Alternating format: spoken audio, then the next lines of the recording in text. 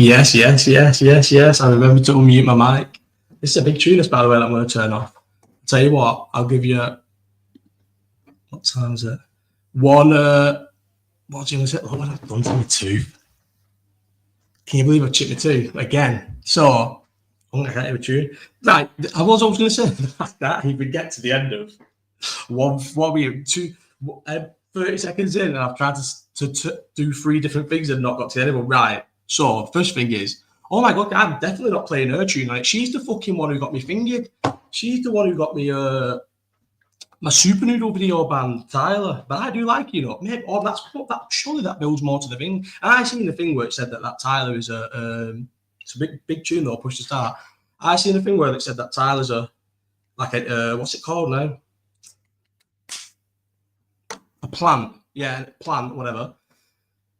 She must be, because I played that I have tunes in the back of my YouTube videos all the time, and they never shorts, and they never ever get cancelled. But hers instantly, mate, got took off your finger, and she was this tune. I like her though. I like her. I think she's sick. Like, what's a big song that she's famous for? You know what? Hang on, I'm putting the headphones in, bro. It's like I'm going to chat to one person. Yes, bro. Tyler, what's her big tune? Sorry, this ain't how usually a live chat goes, but this is big stuff. What's her big tune? You can tell like by I've started this how stoned I am, and this is gonna go. What is her big tune though? This is a big tune. Tyler, push start. What's Tyler's big tune? Go to artist. There we go. I got. Water. Fucking hell, why couldn't I think of that? Water, big tune. This is the tune. Yeah, it was this tune. This is the tune that was on the fucking video. Water. This is a big tune. But then she got another one, only one other. She's got one other song that's big on her album. The rest is garbage. But if you like, you're thinking of it's loud that. In an era like this now, if you like, what's the other tune I like of her? Can I search her on my playlist? If you like 4 or 5 songs from somebody nowadays, I'd say you're a bit of a fan, and you'd probably go and watch them live. That's how like shallow we are now as fans. Art, whatever art is. Water, art, and push to start. 2 big tunes. 3 big tunes. Yeah, I know she was one. The gallery, whatever. Big tunes. Rob, yeah, Rob. Tune. Rob, listen, mate. You think I'm joking? I'm not joking. I'm happy for you. I promise you, I'm happy for you. I watched this, yeah. Anyone will think I've gone soft, and I don't care what anyone says. Maybe I have gone soft yet in my old age. Why is that so big on the screen? Is it always that big? Let me get rid of that. Maybe I've gone soft in my old age. I was on the treadmill, yeah. So, a week ago, when did it happen? It was the day thingy. Oh my God, just get this, yeah. Oh, I'm never going to get to the end of the story, but it'll make all sense when I'm stoned. It's a big story to get to. I'm on the treadmill, basically, anyway, and my headphones, what I think I've not charged, which I've now fucking realised I fucking broke, by the way. Oh, bad-looking things. I'm on the treadmill, the day after Bobby gets attacked, just running, watching your highlights, and do you know what, Rob? Because I was obviously in a very emotional state, I got like a nice feeling inside. I'm happy for you. Honestly, you think I'm taking the piss? I'm happy for you. I weren't there anyway, so it's good.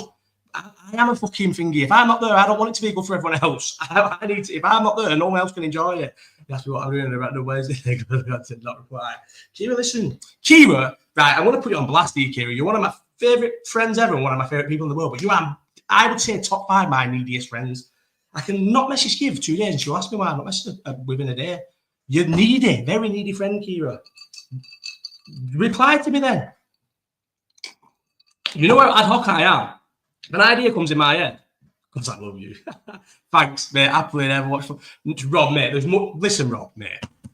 Fuck Kira. I love you too, Kira, but come on. Rob, there's much more to come from that, mate, and you'll win more things as well, mate. Come on, the League Cup. Honestly, I know I'm spoiled, and you'll also be like, you're from Bolton, you should support Bolton, winning the League Cup would be amazing. I know, but I support Liverpool because my fucking dad brought me up a Liverpool fan because he supported Liverpool, so what, right? Anyway, there's more to be won, yeah, and you'll win it, but so honest, I obviously wanted Liverpool to win. I'm not joking. Obviously, I was fuming. You can't fake how fucking angry I was on the day. But when it's all said and done, I'm not arsed. You won the trophy, and I knew you was going to win it. Otherwise, I'd have gone to fucking Wembley, wouldn't I? And watched the game. Obviously, I wouldn't have gone in the ground. You know what I mean? But I'd have gone around Wembley. I don't miss a Wembley trip. I love Wembley, but I chose not to go because I knew we were going to lose. You can't fake how much Newcastle wanted it. How like just it does not matter that Liverpool win the League Cup this season. Don't care. We even went out to PSG. I didn't care. Actually, PSG. No, that when I said that about not what I think just because Newcastle 70 years and all that. And do you know what, Rob? And I used to always say this, and you back me up. I used to proper love Newcastle fans. I thought you was all dead sound.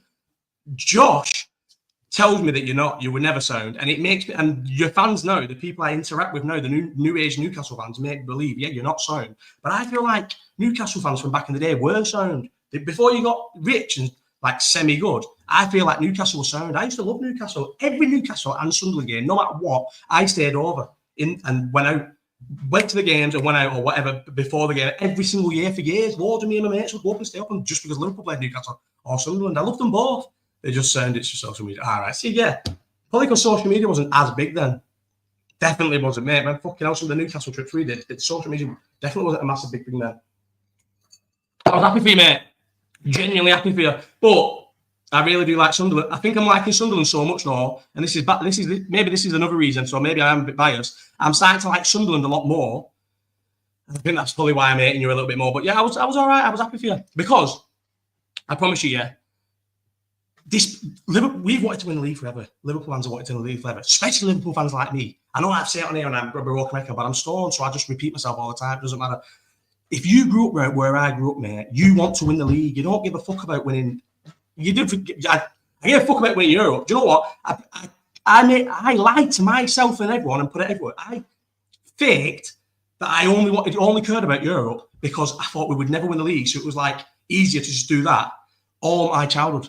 But then obviously when you win it in Madrid, it was like the best thing ever. Looking forward to going to Everton next year now since 1995. Yes! See, that's what I love. Newcastle will terrorise Everton. Yes, that would be sick. I didn't even think of that. Oh my God, I need to get into finger. Oh my God. Surely someone in the world, I'll get you any ticket for any football game anywhere, and I'll even come with you if you want me to. If someone can get me a Newcastle away ticket at Everton, please, Rob, can you sort that, bro? Rob, I'll get you ticket at any game. Any Liverpool game, Rob, I'll get you a ticket, but if you can get me a Newcastle ticket for Everton away, please, next season. I'm only banned from Liverpool games. I can go to I'm allowed to go to Newcastle, Everton. Please, bro, please. I'm begging. I never even thought of that. Put that on there. But why is it so big? I don't want it to be that big. Do you know why I need to do one of these? Because what a mad 2 weeks in my life it's been, you know. I can't believe it. 2 weeks ago today, that's when Bobby got fucking savage, mate. Do you know how I feel like I wouldn't have even done one of these if it wasn't for the fact that I did one with Joe. And then I was like, because I overthink everything, I was like, I can't just have one with Joe. But I only did that with him because I didn't want to let him down. I would have just gone 2 months and not done a live chat like I usually do. And then every time I do a live chat and I feel like, I didn't say what I wanted to say there. Or it wasn't like, it was, the last one was just me angry. Live chat sober, yeah, you do stay on a topic and you do get things done and stuff. But I feel like I'm an angry man when I'm sober, you know. Not angry, never angry, but angry. I get riled up. Riled up when I'm stoned. I just laugh at things. So stone live chats are the way forward. But please, Rob, I never even thought about that since imagine Newcastle fans singing since 1995 to Everton. Oh, it'll be at their new ground as well, won't it? Oh, it won't be as funny. Nah, it'll still be funny. Everton, right? So ground moves. Name me one. Someone in here, please. Name me one ground move, right? Where the team got better, yeah. And fortunes just went amazing from you. Obviously, other than the City, but City's a bit of a different case because they've just spent loads of money, right? Everton are going to move into the stadium. Things are obviously, I would say 8. Just make up a figure. 8 of Everton's points every season, yeah. Arsenal, but it's taking some time. Yeah, but I'm talking short term, right? Let's say 8 points a season Everton get, yeah, just by it being at Goodison. And people can say this doesn't exist, where like atmospheres and that can win your games. It 100% makes it. Of course, it can exist. These people, footballers, by the way, I don't know why we all expect this. And I'm not saying I'm worse. I'm the biggest flap artist ever under pressure. If the only penalty I've ever missed in my life was in a final, I always flap under pressure. I've always said that if darts or something like that, I'll flap all the time when it comes to a sporting thing. Well, I don't know what I'm trying to say here. What was we even talking about there? Just lost my thing. No, don't go back to it because this was good. Arsenal, but oh yeah, so Everton moving to the new ground. Oh no, I've lost it. I've lost what I was talking about. Fully lost what I was talking about because of what I'm actually. Oh, Everton moving into new ground. Yeah, they're not going to like it. Right, come back on. So, say they lose them 8 points. Yeah, this is they're being serious, right? Say they lose them 8 points by not being at Goodison. It exists. I can't be asked. I'll get lost if I go back into an atmosphere and that. But say Everton do a little bit less worse, yeah, because they lose these 8 points if they get Goodison, and they start getting into relegation battles again because they're not. Like, take away 8 points in the Premier League nowadays. The league's that bad. Go on for you, Eddie Howe or Arteta. Eddie Howe or Arteta. Let me get into this. I'd love to get into this. Eddie Howe, all day. What are you talking about, mate? Eddie Howe is a far better man. Arteta, mate, if you give Eddie Howe the Arsenal job at the same point, what is the year? Someone find me this. What is it? Rob, you're invested. You can help me. I'll try as well. When did Arteta, at what point in Eddie Howe's managerial career does Arteta get the Arsenal job? This is important, and I need people to. Rob, you've requested this, so you need to help me find it. You go on our one Eddie Howe. Eddie Howe. Right.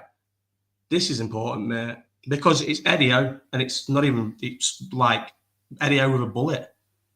Hang on. Eddie Howe. I should have gone on Arteta first, obviously. Everton are just really fortunate. I need to read these. Everton are just really fortunate that they've become so shit. Same time and possible. Yeah, see, I was talking to my dad the other day. Wait, no. How Arteta got Arsenal to how was it Newcastle? Right, yeah, but that's not what I wanted, Rob. Oh, wait, 2019, that's what I needed. So, 2019, right, 2019. Let's go and look on manager. Do you want statistics, isn't it? Yeah, boom. Here we go. Oh, it's not brought down in things, that players. It's not brought down in years, like seasons, like players. Did they struggle in the last season? It doesn't matter. You know what? It doesn't matter, right? 2019, yeah. Second to last season.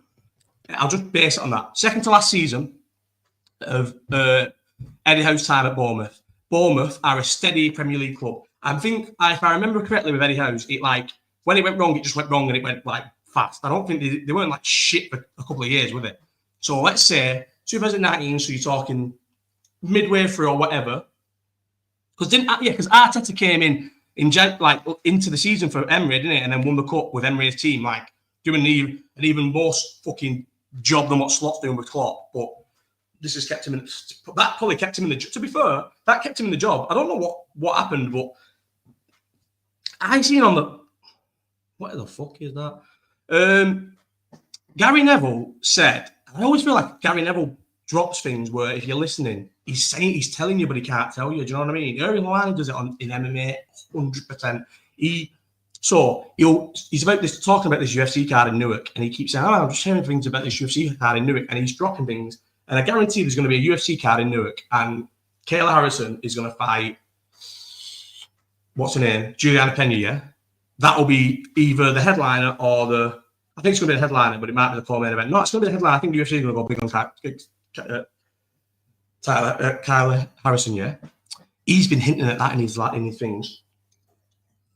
So this can be the fucking litmus test. Either I'm switched on or I overthink things. He's been hinting for weeks in his shows that UFC is going to go to Newark and it's going to have headline. It's going to have a Juliana Pena versus Kayla Harrison on it, yeah. And it's not announced anywhere. He's not reporting it because obviously he always says, well, as soon as you're off the record. But he's been hinting for it, and that's what it is. And I bet it is. And I'll bet anyone any money it is. I don't bet the bookies and all that shit anymore. Do you know what I'm going to lose? Would anybody have gone for this bet from my side? So Julian Alvarez goes to fucking Atletico Madrid. I'm still praying for an injury. The whole thing's been I've been like not giving up defeat because I've said he'll get injured in the Brazil versus Argentina game. So I said I like these ones. I've had them with loads of people. Julian Alvarez won't get 20 goals in the Champions League or the Premier League. But I do feel like Alex, yeah, and he'll listen to this as well. He'll listen to this in work. He'll listen to this back in work and he'll message me. He signed me up to this and shook him the deal and everything. He knew full well I didn't know the Champions League format had changed, and he fucking shook. And then after we shook and agreed the price and everything, then he reminded me that the Champions League fucking thing had changed, and I was like, "You little bastard!" So, but I feel like I don't think I would have made the bet knowing that, because fucking look at some of the teams that Atletico Madrid played and he scored against. And then this bet swayed though, because obviously he started okay, and then he's got like 7 in his last 9. So you got to think, take 9 off the played and take 7 off the goals, and he was on like, so he's on 18 now. So he was on like, how am I this bad at maths once not? What have I even just said? I feel like I've like got that embarrassed that I couldn't work that out quick enough that I forgot the numbers. 9 and 7. So take 9 off and 7 off. 7 off what? 7 off 18? Oh, 11. So he was on 11 goals. And he needed pretty much the whole tally again. Lad, how does that relate to her Arteta do it? Are you new here, Ellis? Do you ever watch these? I thought you've been in here a few times. Surely you watch these. I never get to the end of the thing. We'll get back to Eddie Howe. What was we talking about? Do you know what? We'll come back to Eddie Howe because I completely just forgot about what I was talking about then. Eddie Howe all day. If you give Eddie Howe the Arsenal job at that time, instead of Arteta was never managing football, why did they give him the job and then just throw money at him? He was failing. Do you remember? Does anyone remember the Arsenal game that was on Sky? You've got me back on track, Ellis. Well done. To be fair, Ellis, well done. Does anybody remember the Arsenal game that got on Sky where they lost 4-0? Was it to Brentford? Was it Brentford's first get off? Whatever score where Carragher was in the crowd and everything. It was Brentford's first game in the league, or was it the season after the first game in the league? But everyone remembers this game, don't they? Surely. Arsenal, Brentford, 3-1. Is that the one? Nah, it was first game of the season. What year was this? What year was this? Been Rob? Come on, help me, man. I need a producer. I'm not big enough to have a producer yet. One day I'll have a producer. When I'm fucking move gaffs and I have my big YouTube studio. Can actually move gaffs. Thank you for all the people that donated to the GoFundMe. I love you forever. Brentford, Arsenal, Brentford. What's the what year would that have been? 2020. First year Brentford. It was, wasn't it? What year was that? When did Brentford come up? I'm useless at finding these. 2018. Can't be 2018. Have Brentford been in the Premier League since 2018? No way. Oh no. Cup. Fucking. I was going to say it must be 2020. Surely. Was it when crowds were back? Yeah, Brentford celebrated their return 2-0. No, 13th of August.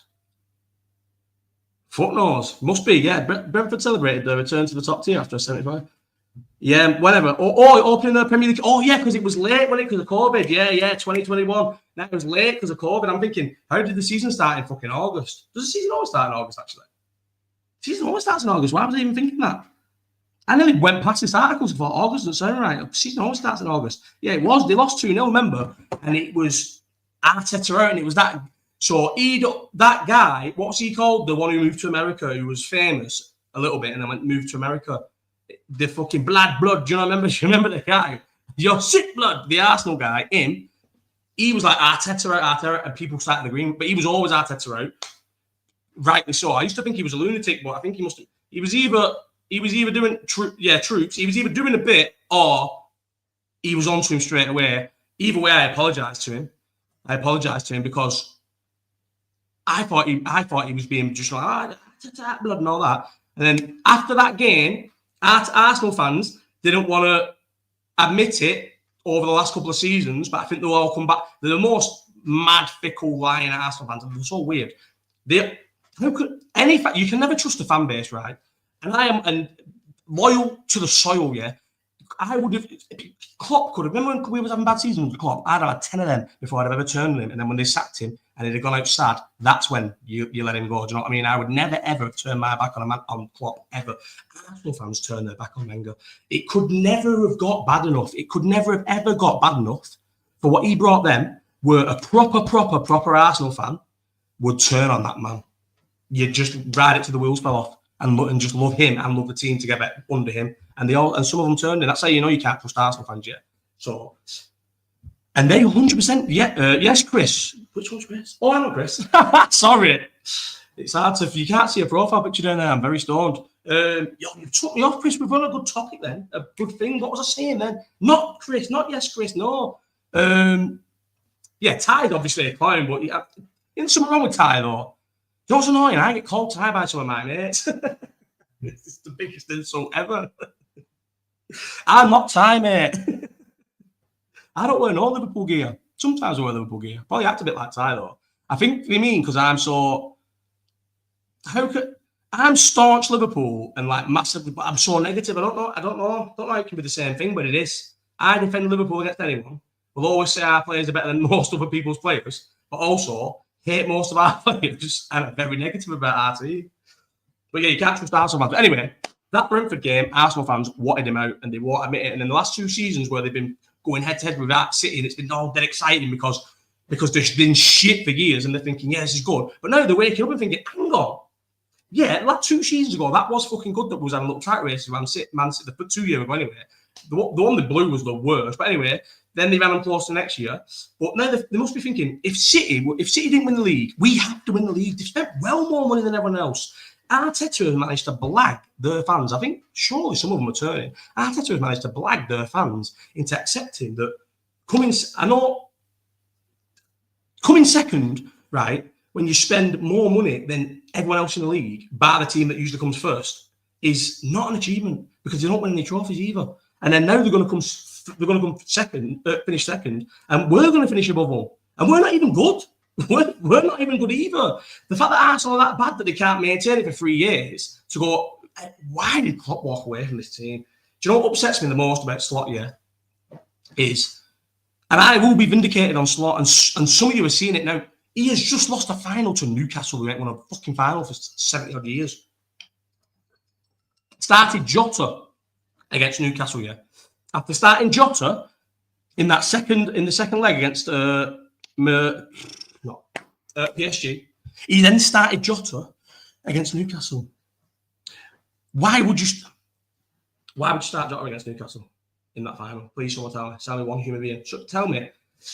And it's all right saying, what do you know compared to this manager? Nothing. This manager obviously has forgot more about anything than I'll ever know about anything that's worth knowing. That's why he manages Liverpool and I make fucking podcasts in my kitchen, But doesn't mean his head can't go because it's a big game. Why has he played Jota against Newcastle at fucking Wembley?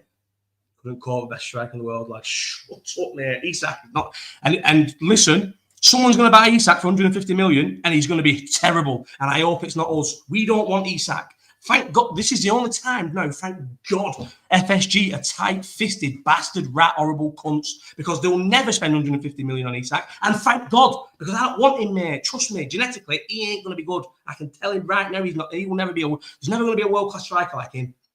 Not possible. He's not got what it takes to go to the next level. He's got to be the level now where he is now, the star man at Newcastle. Or if he managed to somehow jump ship from Newcastle to a Tottenham or something, so he could go and live in London, the star man at London. But if he goes to a Liverpool, or if he goes to even a United, get Slot out. Yes, Zach. He'll crumble and he'll fold. Who do we bring in as a 9? Who would be the perfect 9 for me? Do you know what? I've seen it before. I was on the treadmill, and it was on. I had Sky Sports News on. Just watching the things we're tuned on. Listen, I'm going to tell you realistically now, if it can be done, I don't know. And even at his age, I would do it. And you could give him a 3-year contract. Yeah, you could give him a 3-year contract, and that's good value for them 3 years now in this market and the wages he'll take. I've seen Harry Kane. Right, you're all thinking Harry Kane. Unless someone said it. I seen Harry Kane to Liverpool, and I thought, perfect. Perfect. It would be the most perfect. You couldn't think of a more perfect number 9 to play in this Liverpool team than Harry Kane. Because we don't need Kane, 100% Kane. It couldn't be more perfect. More perfect. Harry 50 goals for us, right? Because we'll also get about 50 assists. But then what you'd lose is what would be sad is if we got Kane and Kane comes in and starts taking all penalties because he's the new big man. Don't know you score till you miss with Salah, yeah? Just come in and say, score to you miss. Salah will miss all the time. Are you asked about Trent? Am I asked about Trent? Do you know what? It's a mad one, that, right? Because I was on here a couple of months ago when I defending Trent, and if you've seen the abuse I've had off my mates, I was saying, it's because you're Scouse. And I do still think there is a bit to it. I was saying to them, it's because you're Scouse, You're too invested in it. You're not seeing it from how we see it yet. You're too close to it and it means too much to you, because why would you not go to Real Madrid? And I still agree with this. I still agree with what I'm saying now. Objectively, why would you not go to Real Madrid? Let's just say you all think I'm in some character when I say I don't like Slot, yeah. But what if Trent also doesn't like Slot? Trains with him. You can tell Slot don't fancy Trent, by the way, and that's fine. A lot of managers who are organised, he's obviously quite organised, won't like Trent because Trent's not to be played in an organised team. Trent needs to just be what he was in, a Klopp team, which is just fucking, we had Charlie Head football, or a Madrid team where it's just like, they just play and everyone does whatever and UEFA bails them out. Like, literally, that is how they play. I've never known, anytime a tactician goes into Madrid, they fail. You just need someone to just control all the egos and just let them play football, and Madrid will just outplay you and win mad ways. And it's not even, that's not a criticism, not like slagging them off. They literally, that's how they play. And that's what he'd be amazing in that. Imagine him right back for Real Madrid. Do you know what I mean? He's going to win everything. He'll win a couple of Champions League. Because he's going to be winning all them trophies as an English person, a very marketable English person, by the way, because he's black, he's well-spoken, do you know what I mean? Never in any trouble. He's going to be a superstar. It's like a global superstar. He's going to be massive. Him and Bellingham are going to be the two fucking black English lads at fucking Madrid. Do you know how marketable they're going to be? Do you know how massive they're going to be? It's going to be huge. Why would you want to stay in Liverpool and be managed by fucking Arne Slot, or going to Madrid and live in that? And by the way, living in Madrid. We always say, Madrid's shit compared to Barcelona. Yeah, but it's fucking Madrid or Liverpool. Do you know what I mean? And living rich in Madrid isn't going to be living. I've seen the only reason why I know what decent size houses you can get in Madrid and how nice there must be like grass around Madrid somewhere, is because of Ilya Topori's house he bought. He has a nice fucking mansion in Madrid and it's got fucking grass everywhere and it's Spain and it's hot. Trent's going to have a fucking villa in somewhere near Madrid in Spain, right? Playing for Real Madrid on 300 grand a week. You cannot, when something makes that much sense to someone's life, how can I be angry? I'm not angry at him about that. Do you know what? And I defended him on here and I've been argued with my mates, big time, like proper fallouts over it. And then from that United game, I've changed because he is not trying his hardest. He isn't trying his hardest because he doesn't want to get injured, because he wants to get that deal, because that deal's been done all season. It's all breaking out now and everyone's getting upset now. I know it gets official and you get more upset, but he has been going to Madrid for about 18 months. It's been obvious. They probably would. That said about the Thingy article said, Salah. What I told you about Salah and Van Dijk, to me, is still true. And it wouldn't surprise me if Liverpool just go and announce them now because of Trent's little leaks leak this week, and they just fucking will announce them. But I've been told Salah and Van Dijk are done, and I know it's usually a reliable source. I know the last one wasn't so reliable, but usually it's reliable.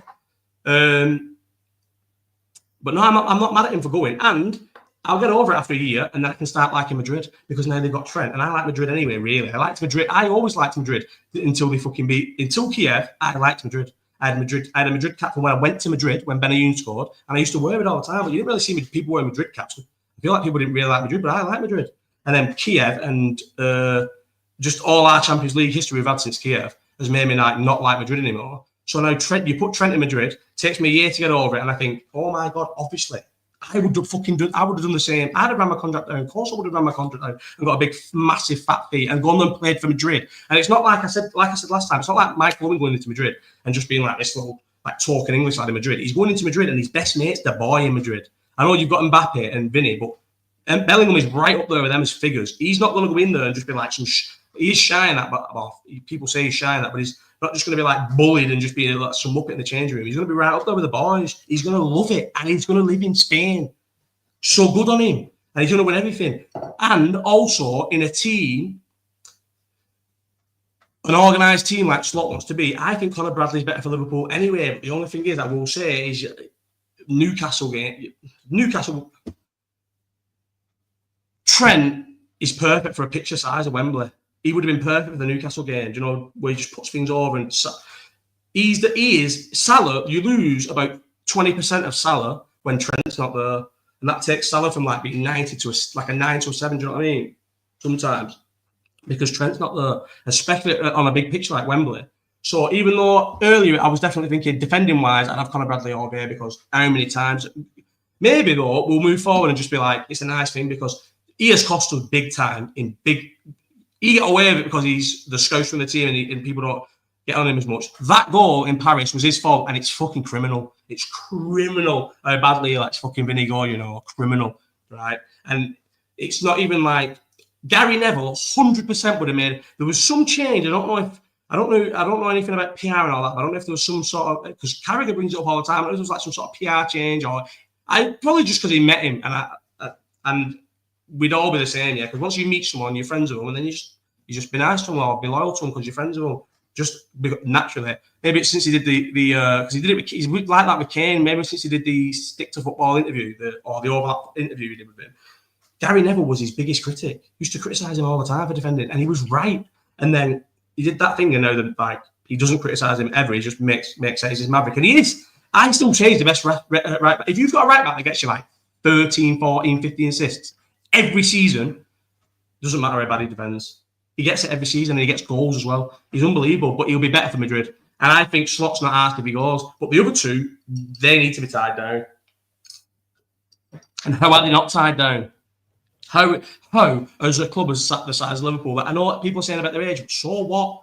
So what? You can, and there's always outs anyway. You're telling me if we sign them to a 3-year deal, 3-year, fucking put it, I know they'll probably both get 2. But if you say 3 years and you're getting 3 more, and you say, there's always an out. If in fucking 2 years they're struggling or something, it's Van Dijk and Salah. You think the Saudis or whoever, if some other new money thing comes in, are not going to, if the fucking streamers decide to start their own fucking league or something, do you know what I mean?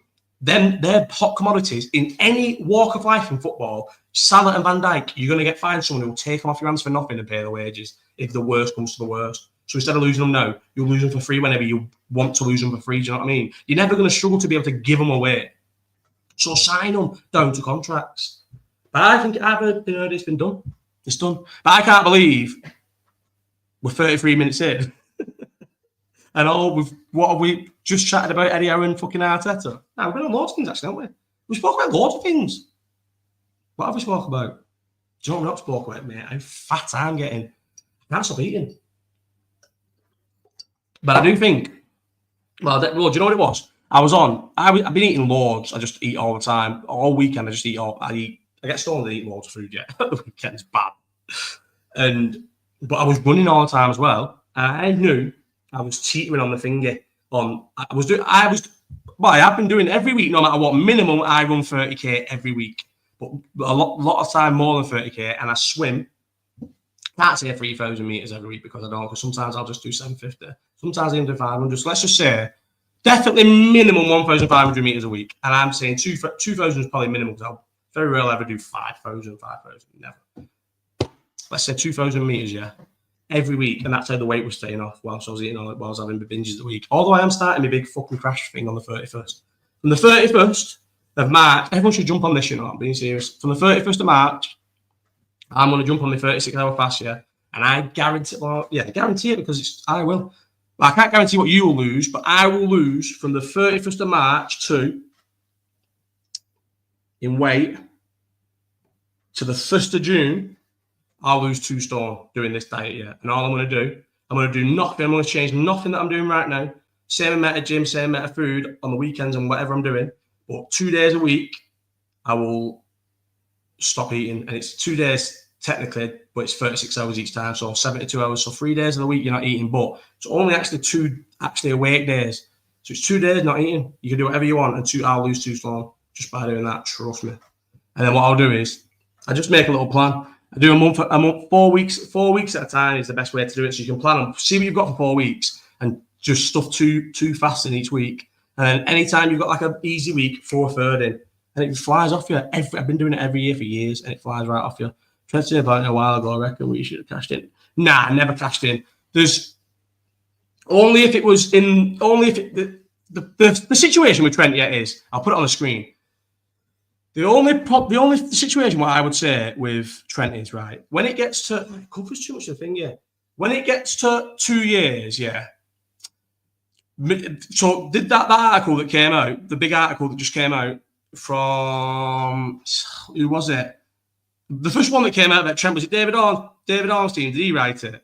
The first one that broke and everyone said went off, where he said they've been speaking to him for two years, yeah. And that's what happens. That's what happened. That's what. Go and look at the Mbappe thing, and that's what I said about him. And go and look at the Rudiger thing. That's what I said about him. It said that for 2 years before, Madrid was in the rear saying, "Run your contract down, and we'll have you for 2 years. Like we're watching you, whatever. We like you. We'll have you for 3 and 2 years. You'll get a big signing on bonus and big wages because they don't want to pay transfer fees, and you wouldn't want to pay transfer fees. And it's Madrid, and that's what's happened with him. So, but when do you sell him? Because at 2 years, you're not going to sell him at 2 years when Klopp's leaving. Klopp's just announced he's leaving. He's got 2 years. He doesn't have to sign because Klopp's announced he's leaving. So obviously, and this isn't getting this off the overlap. Me and my dad, obviously, and this is not, I'm not saying I'm smart. Any person here would have also come to the same conclusion. Trent's not going to sign a contract. I wouldn't sign a contract. And I still wouldn't sign a contract when Arne Slot got the job. He's not going to sign a contract wondering who the fuck are these owners. Bear in mind, these owners are known tight-fisted cunts. So they could have got anyone as manager. Could have got fucking Roberto Martinez to save a few quid. Do you know what I mean? So he's not going to fucking sign the contract before they know the new manager. And then Arne Slot comes in. So you're definitely not going to sign the contract when Arne Slot comes in. But at the 2 year mark, it was impossible to sell him. So then you get to the 1 year mark. He's still umming and ahhing, shall I go? He knows at one. He knew in the summer he's not saying that he's never, no matter what Liverpool put in front of him, he ain't signing it yet. But he plays the little game where he says he is, which is also annoying, but I get it. It's part of life. But at that point, Liverpool knew he was gone. But you can't sell Trent in the summer 1 year left because Madrid know they're going to get him for free anyway. So you're not going to get, obviously, if it was like a hot property striker, you might still get you 40, 50. Even free agents will go for like 50, 40 million because the signing on fees are massive nowadays where sometimes they'll just do it to make sure they can get it over someone else. Or like 40, there'll definitely be free people with a year left who've gone for 40 million. We paid that for fucking Chamberlain, probably even 50. So we'd have maybe wanted that for Madrid, but Madrid know they're in his ear. We're getting him for free in a year. We're not going to pay you 50 million. But they don't even really need him that now because they had Carver, Howe. The reason why they're getting him is because the 2 right backs that they've got there at the minute are a bit older. It suited them to wait for him. They're in the freezer. They're out in the freezer. What? It suited them. It suited them to wait for him. So there was never really a time to sell him. Obviously, in January, if you sell Trent in January, looking back now, thinking how easy it's been to win the league, maybe they would have sold him in January. But I'd love that. I'd love to get rid of him in January. But then he would have still got his medal. But I don't think he deserves. Honestly, and this is. And it's only coming from me, so he doesn't care. But this should be, and even in the squad, they must know it. And I bet you there's maybe things will come out about him, yeah, afterwards. I hope they fucking do. Because if they've got anything about him, they'll notice it. Because if we can notice it, I can then. But he's not putting 100% effort in, and you all know it. And I can see it. And I get it. Human nature, he knows. He knows it.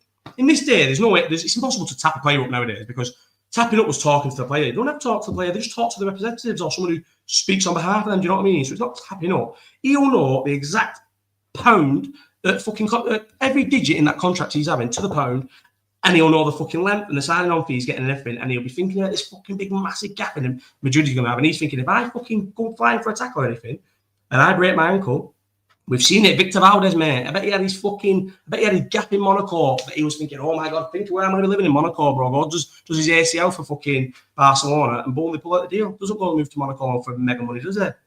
It happens. It's happened to a few people. And he's not trying 100%. And you can't fake it. In big high-pressure games, you can't fake it. That United game, you can get away with it when we're winning, yeah. You can get away with not being 100% because we're winning and everyone's around you. But in big high-pressure games, like the United game, not Everton, because he wasn't that bad at Everton. The United game, you can't fake it. Bracken trainers, not sure. I don't know about Bradley. I don't know what's wrong with him either. But you even need, because Bradley can get forward, but so we wouldn't have missed Trent as much with Bradley there because Bradley can get forward, but playing Quansah there, even if we can get Joe Gomez back, I don't know what situation is, but Quansah, I've seen before. Is it Newcastle interested in Quansah? If we manage to get any money, and I'm talking more than 50, this Quansah is no better than that Williams kid. I promise you, no better or worse. Definitely not worse or better than that Williams lad. Reece Williams, whatever it's called. Remember him? The one who him and Nat Phillips was sick for us to get us into the Champions League. He's no better than him. He's bad, this Quansah, you know. Bad player, bad defender. And I'm thinking Newcastle are going to spend money on him. Good, hopefully. Imagine we can get money for him. And I think the same with Kelleher. No one will ever tell me Kelleher's a good goalkeeper. I won't put up with it. I will not put up with it. He's a terrible goalkeeper. Awful. In the final, I'm trying to think, could he have saved any of them? Nah, probably not, but he's a terrible goalkeeper. If we can get money for him as well, I'd get rid of him. I'd get rid of both of them, but wouldn't even think of it. How many players do we actually need to get rid of? This is just going to be a live chat talking about Liverpool. This is what it should be. Fuck all the other subjects. What other subjects was there? Just talk about Liverpool. How many players do we need to get rid of? Definitely, Kostas needs to go. 100% gone. You don't need to get another second goalkeeper. So if he's happy to be number 2 for another year, I'd keep him, but he's not a good number 2. But if we could sell him and make money and get a free number 2, I'd do that. Definitely have to get a new right back. But you get in, just both fit. I'd start Bradley in the derby if they're both fit at Anfield. I'd start Bradley at Anfield, yeah, 100%. I wouldn't start Trent in the derby at Anfield, no way. No way, Ellis. No, Robertson, the new Kostas. What are you talking about? Why would you get rid of Robertson? Why would you want to get rid of Robertson? Why would you get rid of one of the big personalities in the group? No way. Get rid of Kostas, who's terrible, and then Robertson's in. 15, 18 games a season, sturdy, can play. If we play draw Carlisle in the cup, he can play left centre back. Do you know what I mean? Left wing back, left back. You don't get rid of Robertson. You keep Robertson, and you say, listen, you're always going to be this will be good for you. You play less games. You're going to be fucking less demand on you. As said, we're looking at Frimpong. I don't even know what Frimpong is. Bless you. I'm just trying to sort my guy Robertson out. You're still the captain of Scotland. As long as you are playing for Liverpool at a proper, like a reasonable rate, which you will be, you will never get stripped to your captain of Scotland. You're always going to captain Scotland, and you're always going to play a decent amount of games for Liverpool, all the cups and all that. Yeah, and you'll probably be in a lot of them games captain. In a lot of the games where we should make big changes, you'll be captain of the team. Yeah. So you take that role, and I pray to God he does, because why would you not rather have another 2 years of that at Liverpool? And how old is Andy Robertson? He's not too old to go and play for Celtic. He could go right. So if he stays at Liverpool and does that role for 2 more, 31, and does that role for 2 more seasons, yeah, to 33. See what we can do, and then goes to Celtic at 33. He could play for Celtic till he's 38 at left back, and do a whole 5-year big stint at Celtic. And let me tell you, Andy Robertson, Celtic fans will love Andy Robertson, love him, and I think I'd start to like Celtic if Andy Robertson was playing for them. That's how much I love Andy Robertson. So no, Andy Robertson not going anywhere. He should be the new Kostas. I don't know his name, you know. Timicus. I struggle with it, so I just go with Kostas, play it safe. But Jota, gone. Diaz, gone. Núñez, it kills me to say gone, but only if we can get the money back, because he'll never be good for Slot. He'll never be good for a team that... it's not a criticism of Slot, even though I do think Slot's terrible. If you play football without a proper number 9, there's no point having a Núñez, and Slot does. It's not against him. He is a terrible manager, but that's not against... This isn't a knock on him. Núñez would never be good for Klopp or a Slot. Núñez would be good at Chelsea. Núñez would be good. Núñez would be amazing at fucking Forest. Do you know where Núñez would actually be good as well? Arsenal. That's where Núñez would be good. So I'd sell him if we get our money back, but if not, I'd keep him. But Jota and Diaz, get rid of both. Diaz, he scores some big goals and he'll score a little burst, but he's, to blag me enough, he's never been the same since what's it called?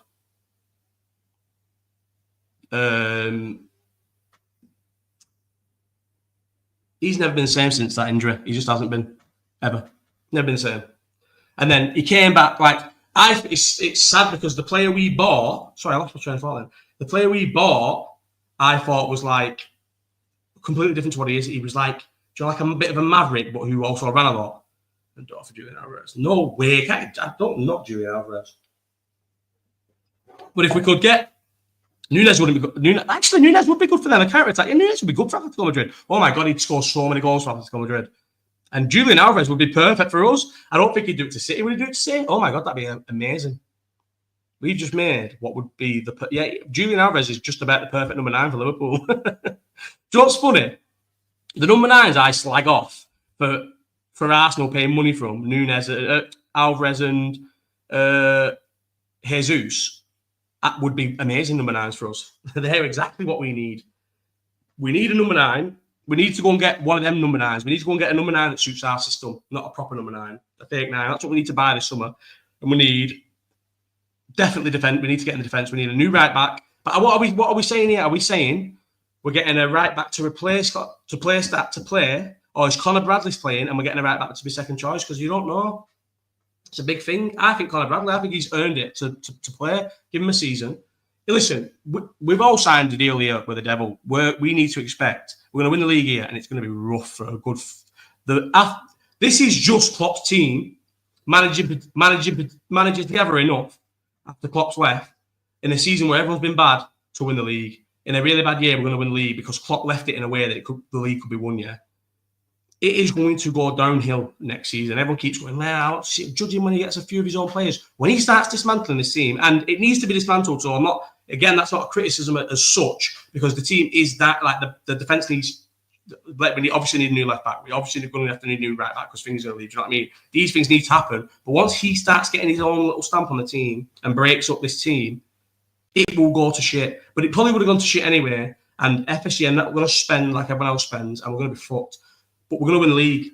And it's what we are. And like I was saying about to Rob at the start of this, and I didn't end up finishing because I didn't finish anything. I was happy for Newcastle to win that League Cup and go out of the Champions League because on the 26th of May, whatever it is, 27th of May, when we're on that parade, the parade, and you're all stood there and you're all in a big group of your mates and you're having the fucking sickest time ever, yeah? You won't give a fuck that you lost the League Cup to Newcastle or went out of the Champions League because we've never had it before. A Premier League, a parade. And let me tell you, we're going to come out for it. We're going to come out for it like you've never seen. It's going to be bigger than any parade. Any football parade in this country is going to blow it out the water, and everyone's going to hate us for it because there's going to be pictures all over anything. Even I bet it'll even filter to the lovely, happy Instagram where I don't really see any beef or anything like that. I bet I'll even still see videos of City's parades where it's all sparse around corners, and Liverpool where it's rammed, where people are on lampposts, mate, where people are on fucking. Who you reckon was? Do you know what, Ellis? I don't even know who's in the fucking FA Cup. Let's have a look. We haven't talked about anything, have we? Oh, do you know what I've just done? This is sad now. I've changed, just before I got on here, I changed my fucking lock screen, but that's the first time I've seen my lock screen. My little dog, man. Do you know what is sad, you know? I'm trying not to make this one talking about it, but it's fucking sad, you know? Imagine having the sickest dog ever. Sickest dog. Trained him to be sick. You can leave him in the house if you want to go to football, and he needs to be in the house for a few hours on his own all day, like through the day. You'll never chew anything, shit anywhere, piss anywhere. You could, like I said to people, you'll never do anything to damage my house ever. Never piss in it, shit in it, and never do anything. You can put him in anyone's house. You'll never shit in anyone's house. You'll never piss in anyone's house. I love the fact that I could take my dog anywhere with me and put him in any situation, anywhere, put him in anyone's house, put him with any kids, anything, and he would never do anything because he was just the best dog. He loved all people. He loved all dogs. He even loved kids. He weren't the best friends because he'd rather have attention off dogs. If he didn't have attention off dogs, he wanted attention off adults. And if he couldn't get the attention of adults, then he'd love the attention. He would love the attention of the kids and he'd play with the kids. But Bobby likes to play rough and kids can't play rough at the age that want to play with fucking Bobby. Do you know what I mean? So we weren't really interested in kids. Big up Bobby. Yes, bro. Yes, I know who that is. Yes, my proper bro. Big up Bobby, man. Legend. Sickest dog ever. This is the first time I've got 50 minutes and we haven't mentioned Bobby once, so we've done all right. But yes, sickest dog ever, and I'm gutted. And I feel like just what was the same thing here? Do you know what? This is genuinely. Oh, Ellis, bro, don't mate. This has been the worst part, right? So this has genuinely been the worst part. So every day, I'd say because he's just young, because he's two. I reckon he's probably at the best age where. He's so stupid, it's not really, he doesn't have a clue, he's not sad about it or anything, but there's no way telling him. He asks every day, 3-4 times a day, every day, where's Bobby? When we go, so Sunday, I get him on a Sunday, yeah, every Sunday, and every single Sunday I picked him up, Bobby's in the back of the car, every Sunday, every single time I picked him up. There's never been a time I picked him up and Bobby's not in the back of the car, yeah, unless he's already there, right, because whatever thing was looking after him. And so every Sunday he expects Bobby to be in the car and he talks about, and then when we go in the car, he goes like, well, where's Bobby? And then he'll go, is Bobby at Daddy's house? And I'm like, oh my God. So that's every Sunday, every time. Every single time when we come back to the house, just me and him, we get to the door, I put the key in and he leans over because I've got one of them thingy doors, stable doors. He leans over, yeah. So because he always used to lean over because then you see Bobby run in the glass and jump at the door. And he still leans over and then he goes, where's Bobby? Every time we come home from anywhere. We can just nip to my mum's around the corner, come back 10 minutes later, he asks where Bobby is, yeah. And every morning, because this is what he's done every morning, pretty much all his life. Pretty much all his life, there's never been a time where I've not been like JJ's like primary like carer. Like I stayed off work with JJ. Do you know what I mean? I was a stay-at-home dad for pretty much all of his life until I moved back to Bolton. And every morning since he been able to say it, he wakes up. I go in the room. He's always in the cot. He's still in the cot here because of how steep the stairs are. And he wakes up, opens his curtains, says hello to the world. This is his thing, and then he'll say Bobby, and then you hear Bobby shake his little self, jumps off his bed, shakes, do that little dog shake, and then just hear him come running into the room. And he goes, "Hey, Bobby." Does it every morning. Bobby doesn't come. Imagine how sad it is already. I've had to go through this year. Lost my dog. That my dog's gone, and in the worst way. Until you see that, yeah, and people have told me this before, and I never disagreed with that. I always used to just think that it wouldn't be as sad to lose a dog. I used to always think, yeah, it'll kill you, and maybe it still will be like that, and then in a couple of months you're not asked, like you not asked, but you'll forget about it and get another dog. Do you know what I mean?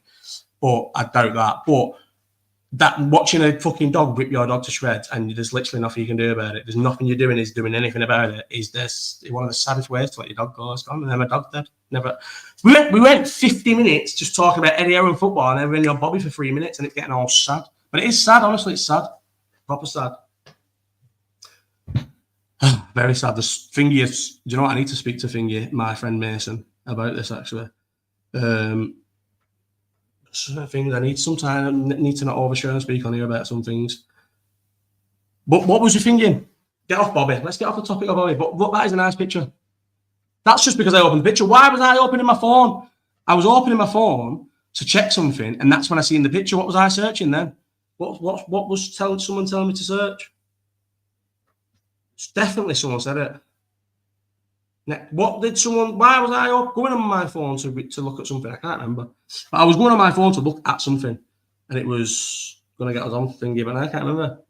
Do you know what? Another thing that I want to talk about, and I've just thought about this because of this behind me, and I need this. Oh, FA Cup winner, yeah. Who's in the FA Cup? This is more important. We'll go to the FA Cup now. We've been 53 minutes, and this has actually been a really good live chat. I've enjoyed it. But listen, we need to just stick onto this topic that I'm thinking about now because it will go, and then we'll get to the FA Cup. Then we'll go Leon Edwards, yeah, right. I tried to do this. The last one, but I weren't articulate because I was ranting. I was at rant stage by then.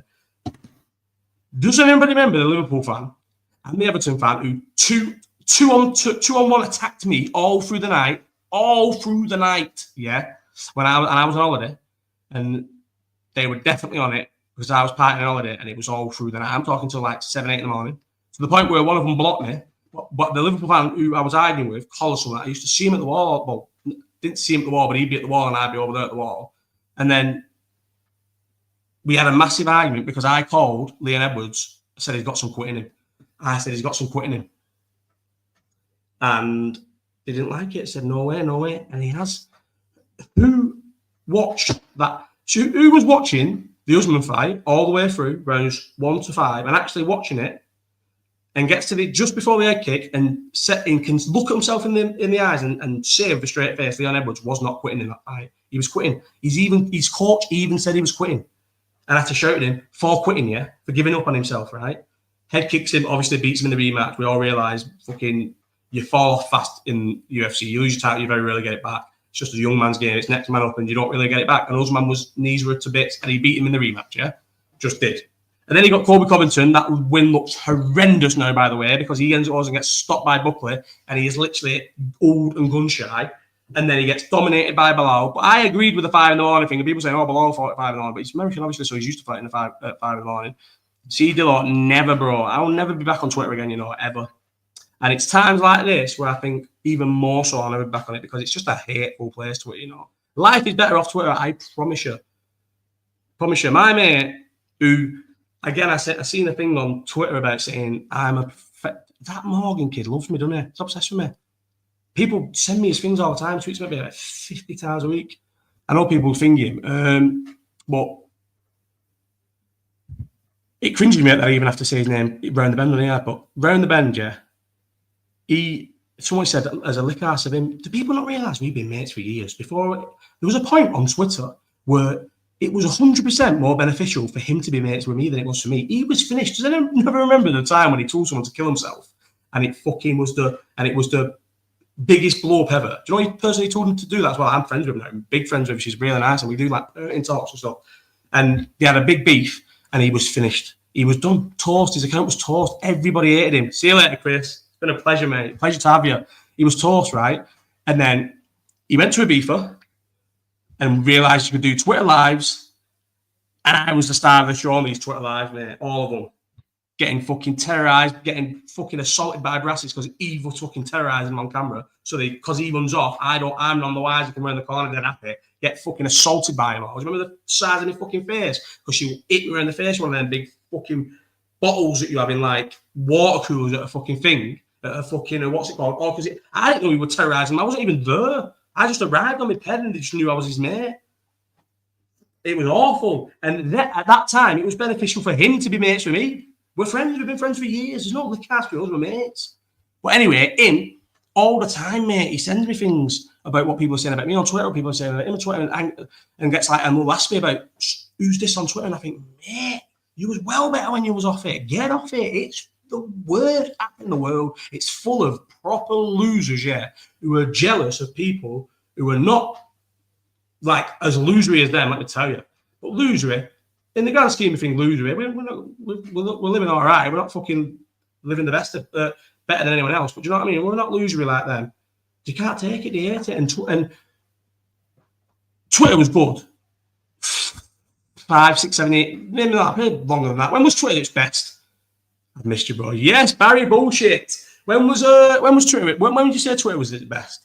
Let's say 2015 to like 2022, I'd say, yeah. Them years. The people who are on Twitter now used to get run off Twitter by all of us. Yeah, they're all in Western era, yeah. So whatever them years was, we had Twitter good. It were people like who were the little nerds who act hard on Twitter but are proper like timid and nervous in real life. They didn't get away with it back in the day. We all terrorised them. Why did they get to control the asylum? What went wrong where these little kids, all these muppets, became the loudest voices on Twitter? What did we let happen to it? But that's what happened. And now it's overrun by muppets. Proper muppets, though. These are like, but it didn't used to be. You couldn't, people used to fucking literally, what happened now, but people used to actually meet for fights on Twitter because it was for people who were too fucking about it to be on Facebook. So they'd end up arguing, saying nasty shit to each other and meet and fight. Twitter was the Wild West. It was fucking sick, and now it's fucking shit. Don't let fucking the new age. I've seen if that's what it said. Well, I think he said you must be new around here, and I think you are all new around here. They don't remember how sick Twitter was walking on. So it's terrible. It's terrible, bro. They don't realise how sick it was back in the day. It was sick. But like it was never really aggy. I think Twitter's aggy as well now because they're all fake hardmen. So it's like they're actually trying to cause fights. We just were all terrorising people. We had it sick, mate. Don't even say we didn't. We had it sick. Don't let fucking, like I said, don't let the fucking new Twitter things, this buzzword now, gaslighting to thinking we never had it sick. It was sick and we had it sick. And I was sick on Twitter as well. Them accounts, mate, were fucking funny as fuck. But in my defense, when I think about these as a 33-year-old, because it is hard to think about these, I didn't pretend to be a fucking any of these. I just put the things in my bio and tweeted as me.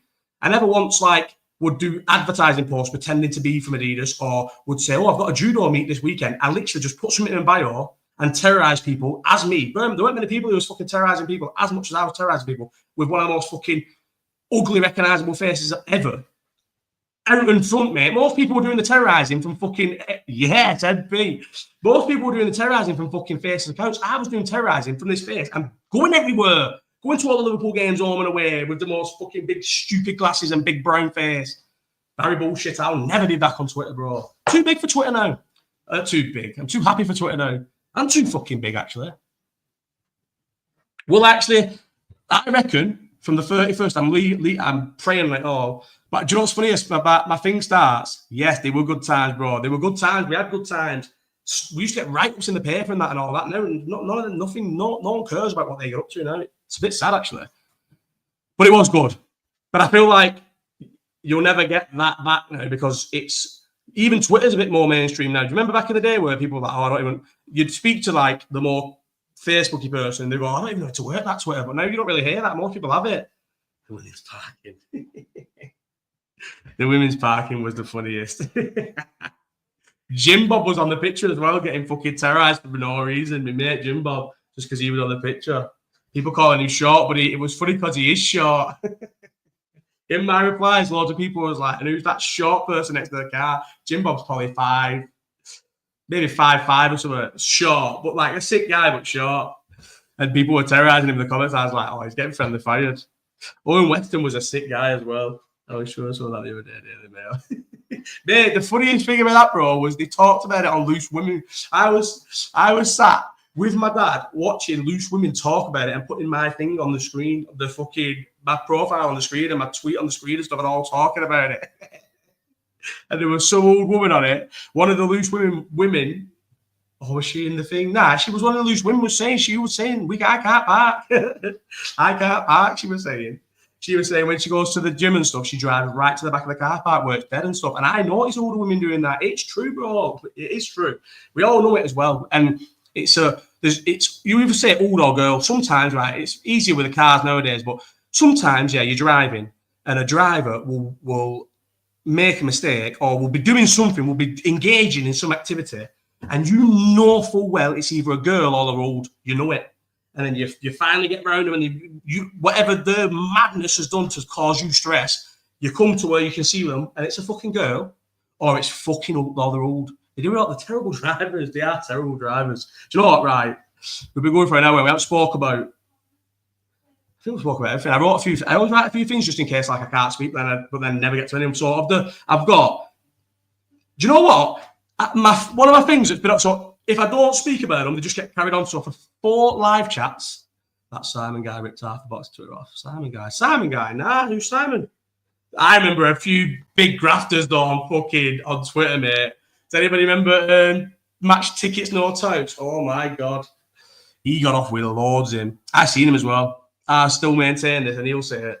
I had nothing to do with him. Never even bought a ticket off him or anything. Just whenever he'd see us at matches, because we were sound, he was sound, he'd like get on to us and that.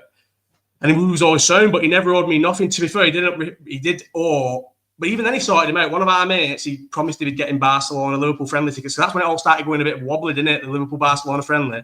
Promised him getting them, but he actually paid him back, apologised and let him down, but his mum had just died legit. Let him down, but paid him back.